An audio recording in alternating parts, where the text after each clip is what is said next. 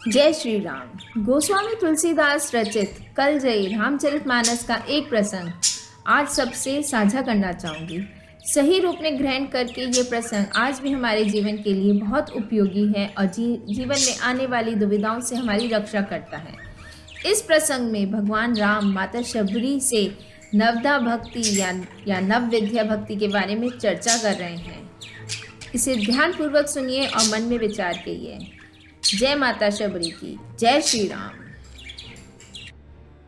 एक टक देर तक उस सुपुरुष को निहारते रहने के बाद बुजुर्ग भीलनी के मुंह से स्वर बोल फूटे। कहो राम, सबरी की रीढ़ ढूंढने में अधिक कष्ट तो नहीं हुआ? राम मुस्कुराए। यहाँ तो आना ही था माँ, कष्ट का क्या मूल्य।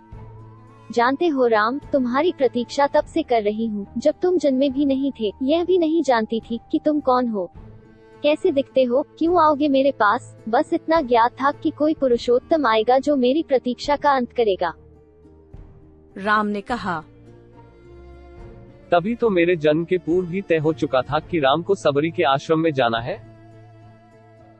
एक बात बताऊं प्रभु, भक्ति के दो भाव होते हैं, पहला मरकट भाव और दूसरा मार्जार भाव। बंदर का बच्चा अपनी पूरी शक्ति लगाकर अपनी माँ का पेट पकड़े रहता है ताकि गिरे ना। उसे सबसे अधिक भरोसा माँ पर ही होता है और वह उसे पूरी शक्ति से पकड़े रहता है। यही भक्ति का भी एक भाव है जिसमें भक्त अपने ईश्वर को पूरी शक्ति से पकड़े रहता है, दिन रात उसकी आराधना करता है। मरकट भाव पर मैंने यह भाव नहीं अपनाया। मैं तो उस बिल्ली के बच्चे की भांति थी जो अपनी माँ को पकड़ता ही नहीं बल्कि निश्चिंत बैठा रहता है कि माँ है न, वह स्वयं ही मेरी रक्षा करेगी और माँ सचमुच उसे अपने मुँह में टांग कर घूमती है। मैं भी निश्चिंत थी कि तुम आओगे ही, तुम्हें क्या पकड़ना। मार्जार भाव। राम मुस्कुरा कर रह गए। भीलनी ने पुनः कहा। सोच रही हूँ बुराई में भी तनिक अच्छाई छिपी होती है न। कहाँ सुदूर उत्तर के तुम, कहाँ घोर दक्षिण में मैं। तुम प्रतिष्ठित रघुकुल के भविष्य, मैं वन की भीलनी। यदि रावण का अंत नहीं करना होता तो तुम कहाँ से आते। राम गंभीर हुए, कहा। भ्रम में न पड़ो माँ, राम क्या रावण का वध करने आया है। रावण का वध तो लक्ष्मण अपने पैर से बाण चलाकर कर सकता है। राम हजारों कोस चलकर इस गहन वन में आया है तो केवल तुमसे मिलने आया है माँ, ताकि सहस्त्रों वर्षों बाद जब कोई भारत के अस्तित्व पर प्रश्न खड़ा करे तो इतिहास चिल्लाकर उत्तर दे कि इस राष्ट्र को क्षत्रिय राम और उसकी भीलनी माँ ने मिलकर गढ़ा था। जब कोई भारत की परंपराओं पर उंगली उठाए तो काल उसका गला पकड़कर कहे कि नहीं। यह एकमात्र ऐसी सभ्यता है जहां एक राजपुत्र वन में प्रतीक्षा करती एक दरिद्र वनवासिनी से भेंट करने के लिए 14 वर्ष का वनवास स्वीकार करता है। राम वन में बस इसलिए आया है ताकि जब युगों का इतिहास लिखा जाए तो उसमें अंकित हो कि शासन, प्रशासन, सत्ता जब पैदल चलकर समाज के अंतिम व्यक्ति तक पहुँचे तभी वह रामराज्य है। राम वन में इसलिए आया है ताकि भविष्य स्मरण रखे कि प्रतीक्षाएं अवश्य पूरी होती है। राम रावण को मारने भर के लिए नहीं आया है माँ।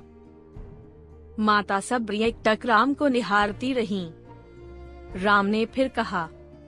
राम की वन यात्रा रावण युद्ध के लिए नहीं है माता। राम की यात्रा प्रारंभ हुई है भविष्य के आदर्श की स्थापना के लिए। राम निकला है ताकि विश्व को संदेश दे सके कि माँ की अवांछनीय इच्छों को भी पूरा करना ही राम होना है। राम निकला है कि ताकि भारत को सीख दे सके कि किसी सीता के अपमान का दंड असभ्य रावण के पूरे साम्राज्य के विध्वंस से पूरा होता है। राम आया है ताकि भारत को बता सके कि अन्याय का अंत करना ही धर्म है। राम आया है ताकि युगों को सीख दे सके कि विदेश में बैठे शत्रु की समाप्ति के लिए आवश्यक है कि पहले देश में बैठी उसकी समर्थक शूर्पणखाओं की नाक काटी जाए और खर दूषणों का घमंड तोड़ा जाए। और राम आया है ताकि युगों को बता सके कि रावणों से युद्ध केवल राम की शक्ति से नहीं बल्कि वन में बैठी सबरी के आशीर्वाद से जीते जाते हैं। सबरी की आंखों में जल भर आया था। उसने बात बदल कर कहा। बेर खाओगे राम। राम मुस्कुराए। बिना खाए जाऊंगा भी नहीं माँ। सबरी अपनी कुटिया से झपोली में बेर लेकर आई और राम के समक्ष रख दिया। राम और लक्ष्मण खाने लगे तो कहा। बेर मीठे हैं न प्रभु। यहाँ आकर मीठे और खट्टे का भेद भूल गया हूँ माँ। बस इतना समझ रहा हूँ कि यही अमृत है। सबरी मुस्कुराई, बोली।